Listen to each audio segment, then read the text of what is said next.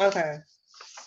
All right, so we're here for case study number 4. And do we want to open up with anything before we start with the questions?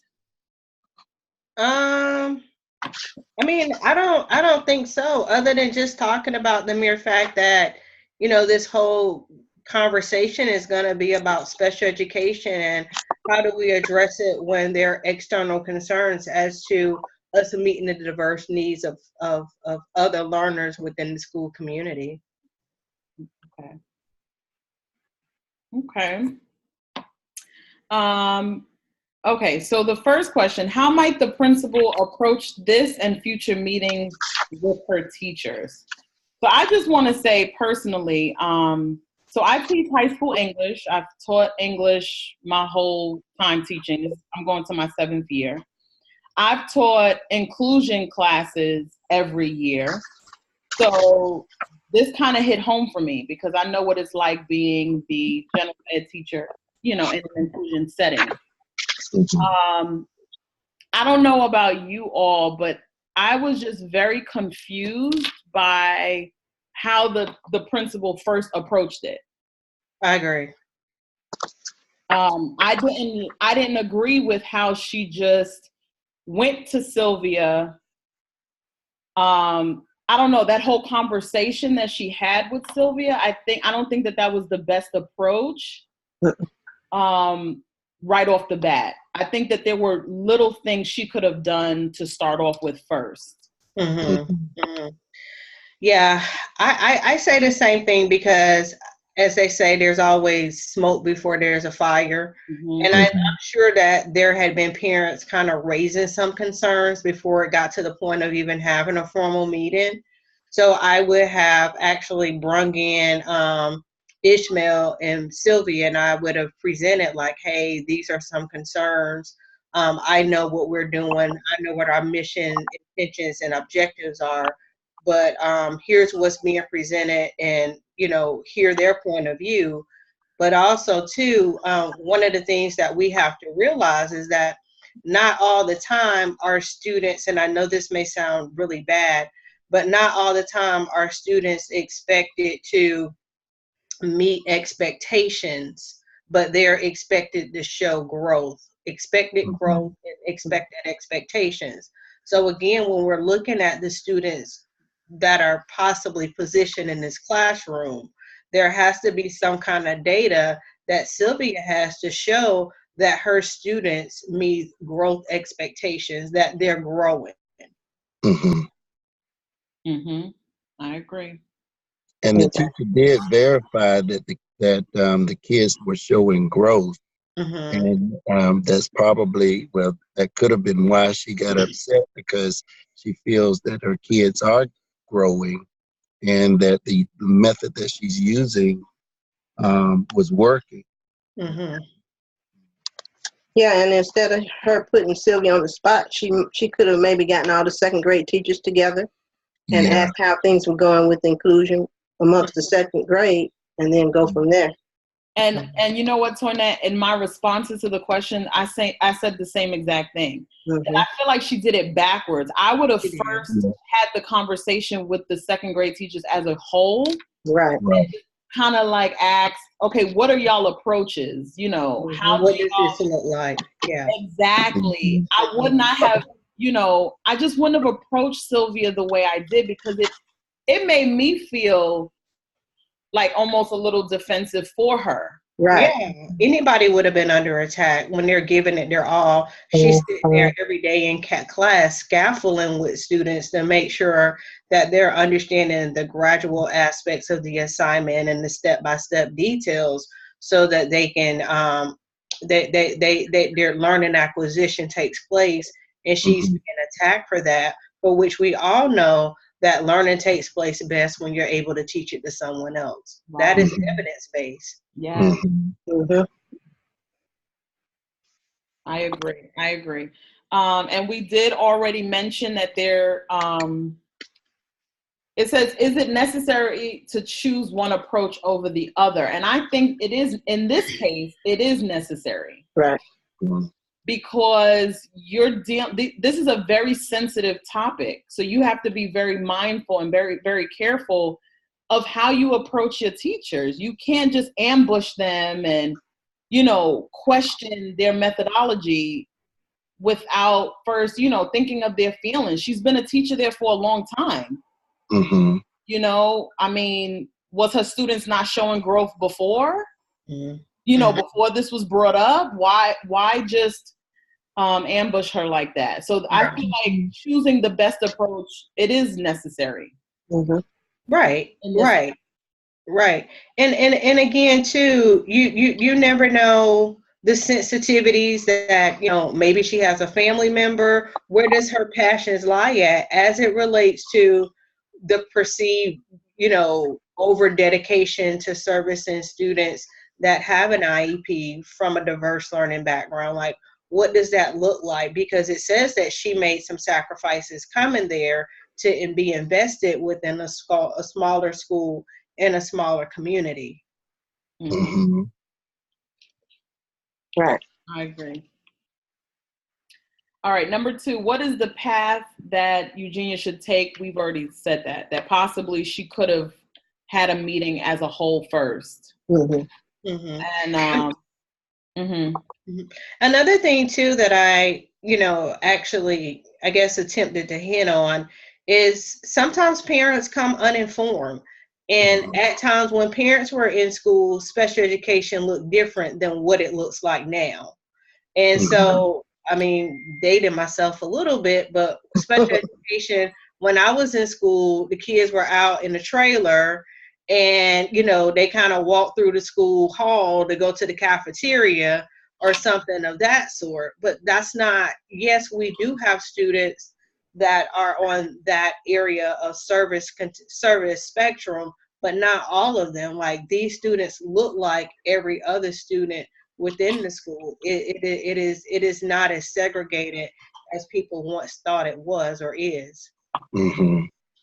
So just educating them on exactly what is special education or what is exceptional learning and what that looks like from a diversity perspective, from a respect perspective, and how do we use this information now to build more relationships and have the parents invest more in reference to the learning of all students in the school. Mm-hmm. I agree. And also there's that mentality that if you have my child helping another student or teaching them, then what are you doing? Mm-hmm. Right. Are you not doing it? You getting paid to do this. So why is my child teaching another child? But like Tanya, like you said, it's been proven that when children teach other children a skill, that's showing their growth. Mm-hmm. Right. Mm-hmm. It's a mentality, I think. It is. I agree. And I thought I read something about the school and that the school had a reputation of having good scores. Did I read that? Yeah. It did. Okay. Yeah. And so perhaps she could have shown the parents or talked about the data to the parents, when the parents brought up the concern that they had. Mm-hmm. And she could have reminded them of the data and, to simply show them that the children were not lacking in that area.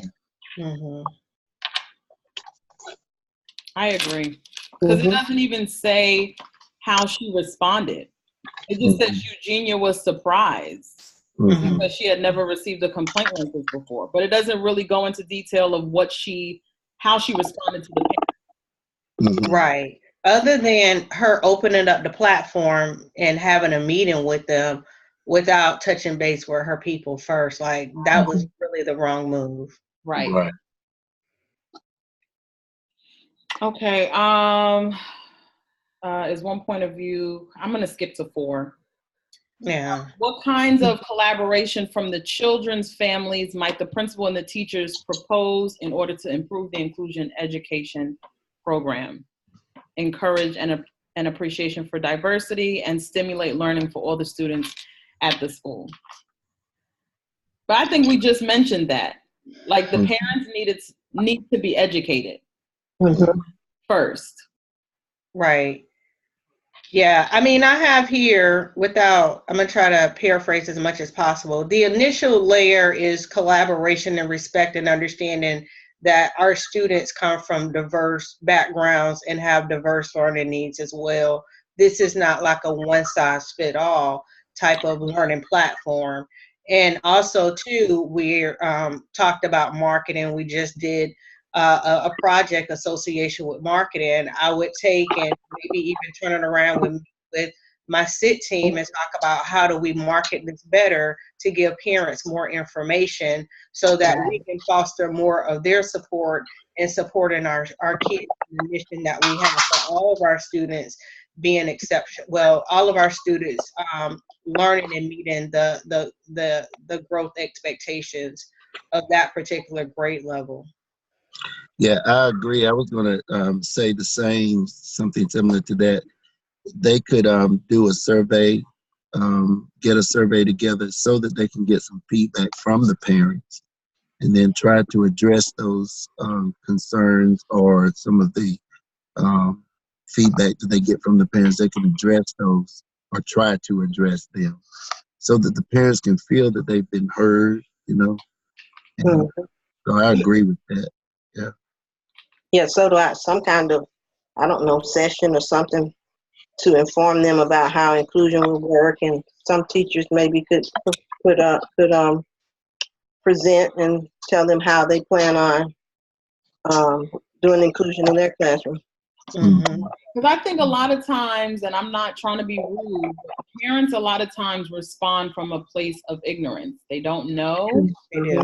So they become very protective of their child, and they just assume that something bad is happening. But I think taking a survey, and this goes back into what we were doing with the skip, just trying to get parents involved, Right. If you know better, then you'll do better. So if you understand what inclusion is, and like Toinette said, how that looks in your child's classes, then there might be more of an acceptance. Right. And and it's not a hindrance. It's literally a progression. Right.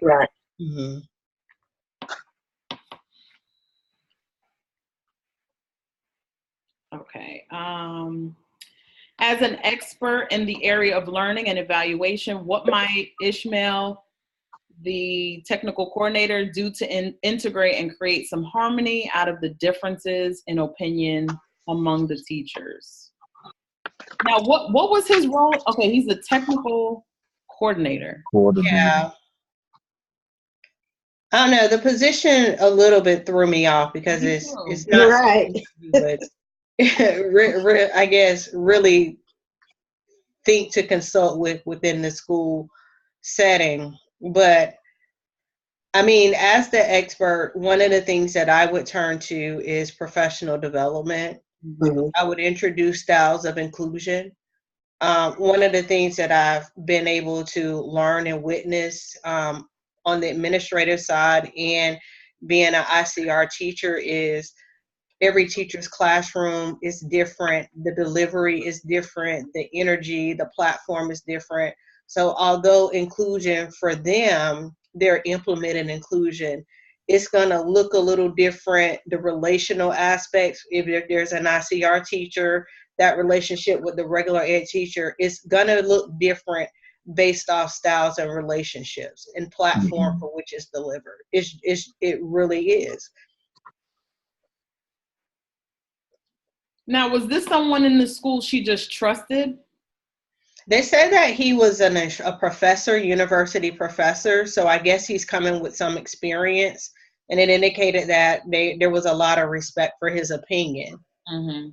So I don't know, because I was a little, I guess I was a little conflicted because I was like, well, is he part of, and I'm using the terms that we use, or is he part of the EC staff in reference to like being an EC specialist, and she's pulling him in to really get maybe some anchored dialogue and understanding as to what inclusion looks like, on a school level and from a collegiate or I guess professional presentation of how it looks and how it's supposed to be delivered.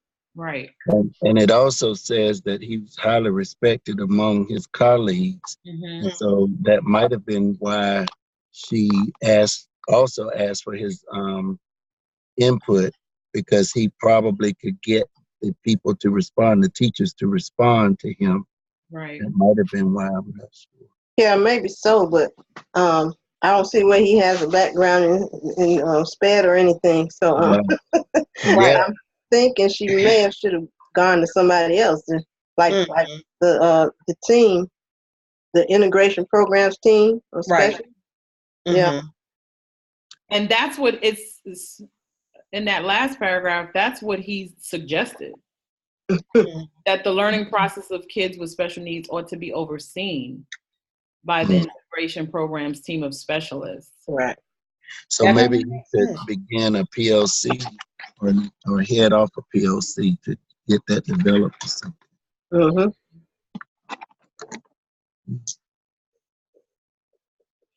Okay.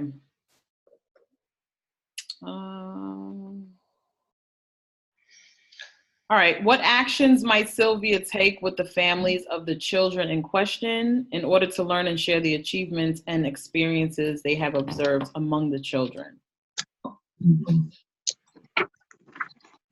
I mean, again, it goes back to marketing, the success that the students are making, the success, maybe even highlight more of the success of that particular class and that particular grade level to show evidence of students learning. And I indicated that, demonstrating what effective communication, critical thinking, creative thinking, and collaboration looks like to support individuality and unity within the learning environment. I agree. Right. Yeah, that's the only thing that I know. Yeah, and somewhere, maybe at the parent teacher association meetings, maybe having the team or whoever the chairperson is for the team, maybe come to the meetings and just report out or share what's going on, or hey, this is this month and this is what we have, what the students will be working on. So maybe some learning objectives for which it can actually, there's some things that they can do at home to facilitate learning as well. Because we talk about this being a community and it being a collaborative effort, we want the parents to share and taking responsibility for their child's learning as well. That's true. I also read somewhere where one of the teachers suggested that they have a support system, like have support classes put in place outside of the classroom, where these kids could go and get the additional support. Do you all do that at your school with the EC kids? It depends. If their IEP says that we call it curriculum assistance based off what their needs are, then they get curriculum assistance. So it just runs the gamut. So they can have, for example, for us being in high school, our ICR models are 9th and 10th graders. After 10th grade, the scaffolding really trickles off substantially, and they only have curriculum assistance. So they have curriculum assistance where they can come in, they can get the additional support, they can get, they can study. So it's kind of like a study hall where it helps in reference to skill development as well if there's some noted challenges within a class. But as time goes on, the expectation is for the students to foster more independence for their learning. But for example, another kid I'm getting visually impaired. Well, his plan and the level of engagement is going to look different from him than it is for my multiple disability kid, than it is for my upcoming star athlete that claims he's going to the NFL. So each learning style and each approach looks different based on where the kid is, based off what their needs are. But we try to make sure that we meet them where they are, but at a point for which they can still grow and grow and develop. Mm-hmm. And so with the inclusion, though, it's important that all the kids receive the same level of education, I guess I could call it. They have to be in a regular classroom setting, right? Right. That's the expectation. Yeah. Right. And so what we've done at our school is we have support classes. We have a support class in reading, a support class in math, and then we just developed an elective class for our EC teacher where she can actually service those kids and get those hours in. She does pullouts as well as going into the classroom to assist.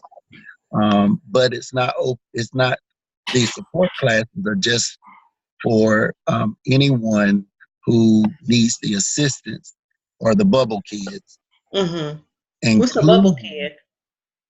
Those kids who are like 1 or 2 points away from making a 3 on the EOG. Okay. Yeah, they're really close. And so it's included, those regular students are included as well in those support classes. But we focus a lot on the kids who have the EC, the EC kids. Because in our case, the EC kids are the ones who really help us with our scores, because That's they're true. the ones who show the growth. Right. And so we've learned to try to focus on them a lot, to assist them. And someone mentioned, one of the teachers mentioned the support classes. So that's why I brought that up. Right. Now, my school doesn't do support classes. I'm at the high school, and my principal doesn't like the idea of remedial classes. So we only have inclusion. But the bad side of that is the inclusion teachers that we do have are spread so thin. Yeah. So my inclusion teacher might be in my room for 15 minutes because she has 4 other teachers to see in that period. So you have to think, how effective can she or he really be in that classroom if they're only in there 15 minutes? Right. And that does pose a challenge, and I've even presented that concern as well. We don't as an ICR teacher, you're dedicated to a particular class and a particular teacher, but it could be that first period, Tracy, I'm in your class, and then second period, I might be with another teacher based on how many students in your class actually has an IEP. Then I might be with you. Then I might have a CA class with all EC students. And, we're tracking and we're monitoring and doing progress monitoring now. So it is a lot of work and it is a lot of weight. And I'm just going to say on the special ed teachers, like the end of the school year, like, and I, again, being in school, and it's not that I felt like I bit off more than I can chew, but when you have a teacher that walks out mid-year and they have a caseload of 30 and that has to be disseminated amongst maybe 7 individuals, you're going to feel the hit of that. You're going to have more IEP meetings and, issues that come up that take, time away from maybe some of the individual instruction and support that you can give kids because, too, you're trying to make sure that you're in compliance. And now there's been this real big push about compensatory time. I know Wake County has been hit quite a bit. I'm not for sure what you all districts have been hit with, but we've had to go back and offer a substantial amount of compensatory time for students that have been suspended and the whole MDR. So there's all these other compliance and regulatory factors that we also have to make sure that we're adhering to, even progress reports, and getting those out within a timely fashion. And so again, it is weighty. It's a weighty position within itself.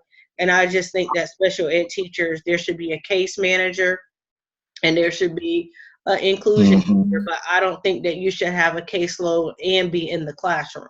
No, I agree with that. And I have a greater appreciation for special ed teachers, because I saw the workload and I saw what happened when they had to, do so many meetings and then try to rush to be in my classroom. It was just a lot. And I feel like a lot of times they're spread very, very thin. Yeah. I mean, the end of the school year, I think there was one particular plan or something that had lapsed, and I was called into, my AP's office, and she was like, I don't care what you have to do, make it happen.